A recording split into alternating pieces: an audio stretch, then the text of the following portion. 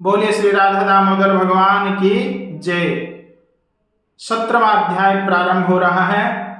नारद जी बोले, उसके बाद जलंधर रुद्र का अद्भुत पराक्रम जान शिव जी को मोहित करता सो माया से गोरी को रचा। रथ के ऊपर बंधी हुई उस गोरी को शिव जी रोती हुई देख निशुंभ आदि दैत्यों से मारी जाती देखते हुए गोरी की वह दशा देख शिव जी उद्विग्न मन हो अपने पराक्रम को भूल के नीचा सिर कर स्थित हुए। उसके पीछे जलंधर पर्यंत घुसे हुए 3 बाणों से शिव जी के सिर में, छाती में और पेट में वेग से बेधा। उसके पीछे विष्णु से चेताए शिव उस माया को जानते हुए और भयानक रूप धारण करके ज्वाला की माला अर्थात ज्वाला के समूह से अति भयंकर हुए। उनका अत्यंत महाभयानक रूप देखकर दैत्य सम्मुख स्थित होने को समर्थ हुए, किंतु वे 10 दिशाओं को भाग गए। उसके पीछे रुद्र उन शुंभ निशुंभ दोनों दैत्यों को शाप देते हुए कि तुम मेरे युद्ध से भागे हो, इस कारण गोरी से मारने योग्य होगे। फिर जलंधर वेग से पैने बाणों की वर्षा जो है उसे करते हुए तब भूमंडल बाण रूपी बड़े अंधकार से आच्छादित हुआ। जैसे शिवजी उसके बाणों के समूह को वेग से काटते हुए वैसे ही वह बलि परिघ से बैल को मारा। उस प्रहार से रणभूमि में लौटा हुआ वह बैल रुद्र से खींचा भी गया परंतु रणभूमि में न ठहरा।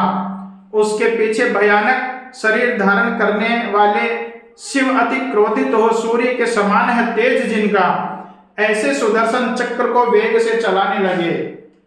आकाश पृथ्वी को प्रज्वलित करता हुआ वह वेग से पृथ्वी तल में गिरता और बड़े विशाल हैं जिनके नेत्र, जिसमें ऐसे जो जलंधर का सिर है उसी शरीर से हर लिया। इस जलंधर का शरीर पृथ्वी को शब्दायमान करता हुआ रथ से गिरा और देह से जो तेज निकला सो रुद्र में लीन हो गया। वृंदा के देह का जो तेज था वह गोरी में लीन हो गया। इसके पीछे ब्रह्मादिक सब देवता हर्ष से प्रफुल्लित हैं नेत्र जिनके, ऐसे हुए। फिर वे शंभु को प्रणाम कर विष्णु का वृत्तांत कहा। देवता बोले, हे महादेव, तुमसे देवतागण शत्रु से उत्पन्न भय द्वारा रक्षा किए गए, कुछ और भय उत्पन्न हुआ है, उसमें अब हम क्या करें? वह यह है कि वृंदा की सुंदरता से संभ्रम में पड़े विष्णु मोहित हो वहीं अर्थात वृंदा की चित्ता भस्म में पड़े हैं। रुद्र बोले, हे देवताओं, विष्णु का मोह दूर करने के निमित्त शरण जाने योग्य जो मोहिनी माया है उसकी शरण में जाओ, वह तुम्हारा कार्य करेगी। ऐसे कहकर शिवजी तब सब गणों सहित अंतर्ध्यान हो गए और देवता भक्त हैं प्रिय जिसको, ऐसी जो मूल प्रकृति अर्थात माया है उसकी स्तुति करने लगे।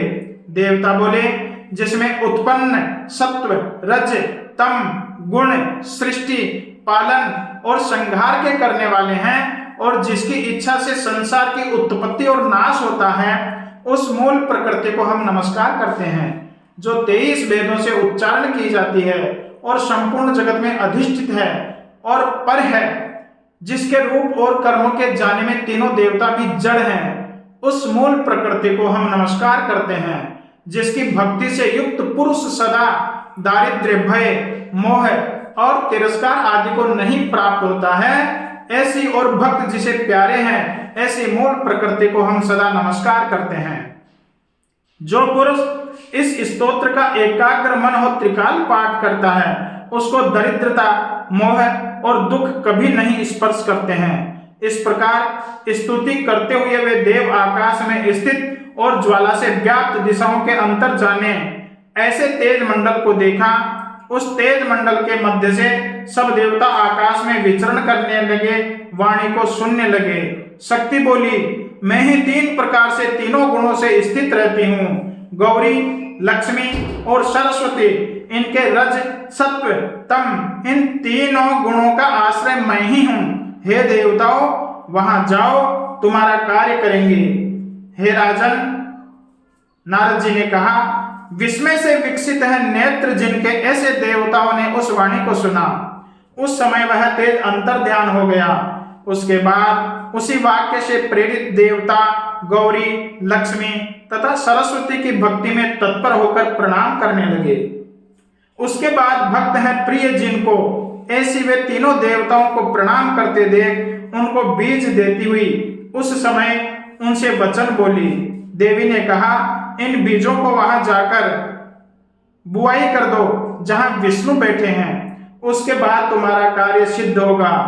नारद जी ने कहा, उसके बाद देवता और सिद्धों के समूह आनंदित हो बीजों को वहां ले गए और बोते हुए जहां वृंदा की चिता भूमि में सुख रहित विष्णु सदा विराजमान है। यह हमने सत्य वाक्य का महात्म्य कहा। इसको जो कोई पढ़ेगा, सुनेगा, सुनाएगा वह स्वर्ग लोक को प्राप्त होगा। जो एकाग्र चित्त होकर सुनेगा उसको विघ्न कभी नहीं होंगे, और जो पुत्रहीन नर नारी सुनेंगे या पढ़ेंगे उनको सत्पुत्र की प्राप्ति होगी। बोलिए सच्चिदानंद भगवान की जय। श्री तुलसी महारानी की जय।